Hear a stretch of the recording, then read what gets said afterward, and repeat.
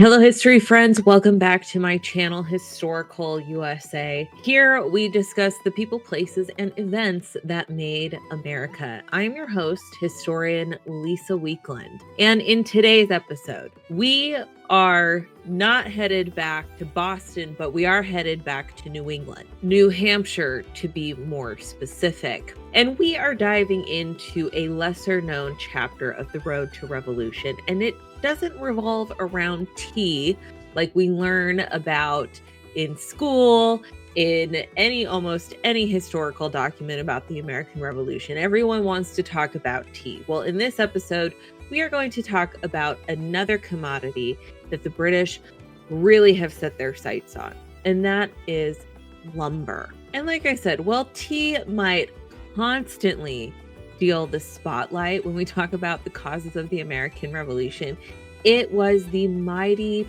pine trees that actually played a really crucial role in the American Revolution. In this episode, we are talking all about a little known event called the Pine Tree Riot.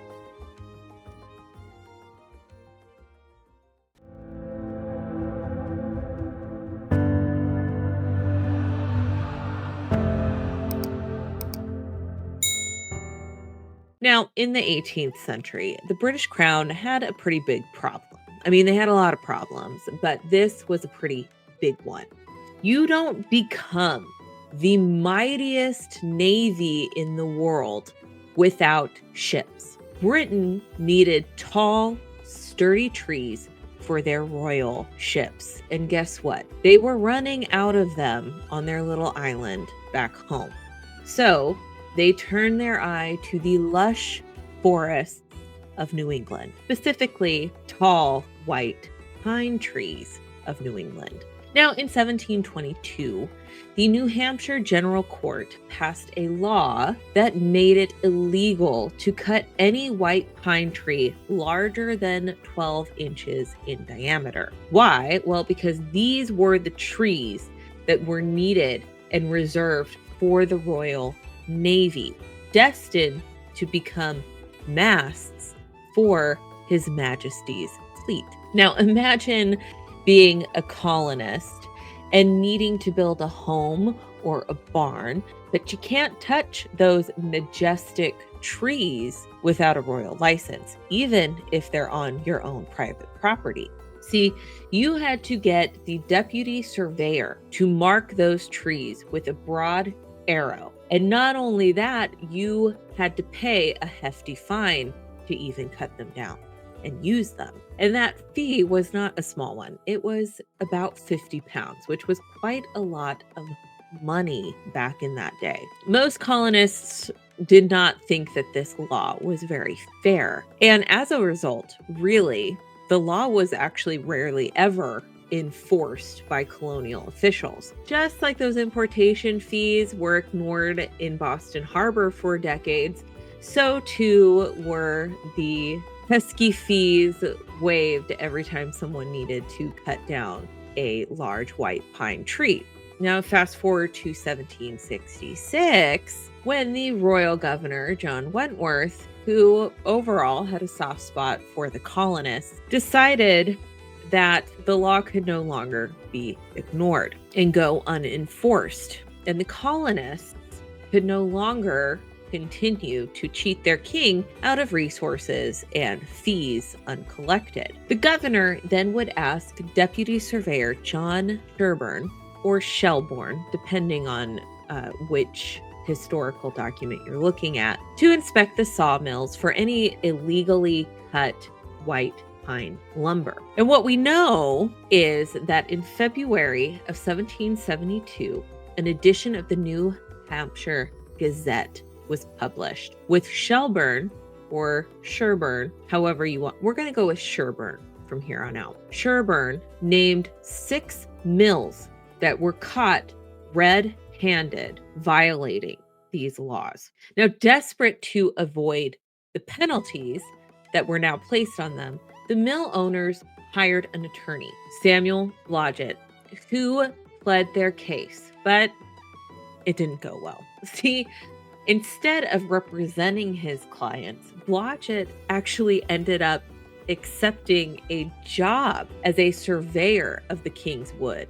So when he returned to the mills to speak with his client, he advised the owners that they would need to pay the fines. And most complied with the order to pay, except for the defiant owners in Weir. Hello, history friends.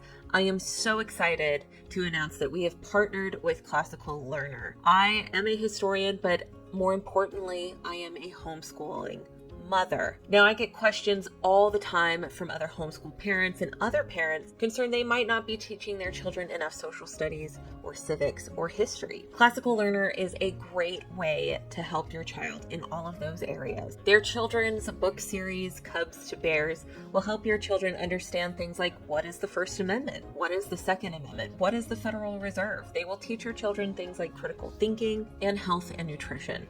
One thing that I'm really excited is they are also now rolling out historical works. Their first is George Washington by Ferdinand Schmidt that was originally published in 1911. Now this book tells the story of George Washington from his upbringing to his ambitions to his ascension as the father of a new nation. It provides a really unique insight into the grievances of the American colonists and the issues they had with England and the culture that made 1776 possible. This is part of Classical Learner's mission to take lost, unpolitically correct history and make it available to the public. And you can get 10% off of any of these products when you use the coupon code HistoricalUSA. You can visit the link down below in the description bar if you are interested in taking a look at some of their children's books and some of these great historical works. Now back to the video.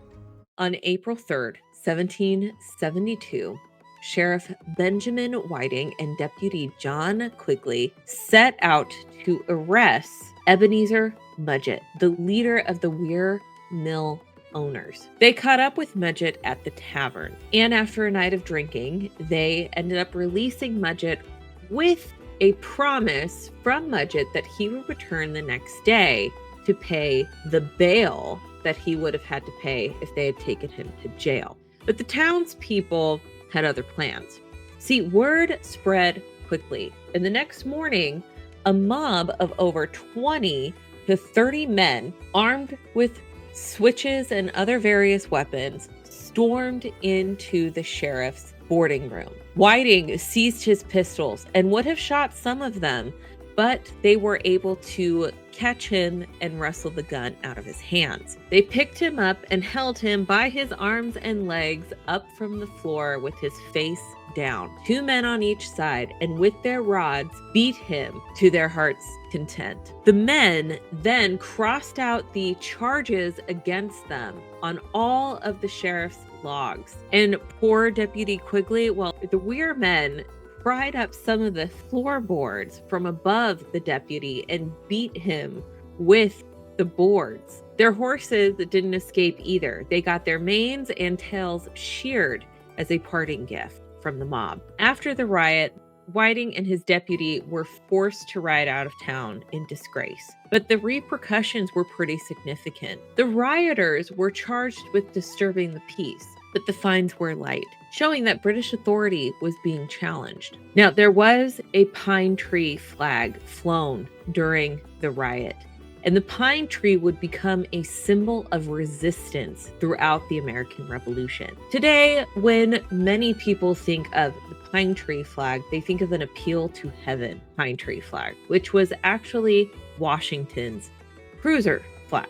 However, what these men would have had during this riot would have been the flag of New England. It would have featured a pine tree and the King's Cross at the canton against a field of red. And it is the pine tree that really becomes a symbol not only of the American Revolution, but more importantly of New England around this time. Now, the Pine Tree Riot, like I said, was more than just a protest over trees. It was a pivotal moment in the growing tension between the colonies and Britain. Some of the rioters involved in this would go on and fight in the Revolutionary War. Ironically, the traitor lawyer Samuel Blodgett would even go on and fight in the American Revolution and become an influential figure in shaping the future of New Hampshire after the war. And if you enjoyed this video, please don't forget to like,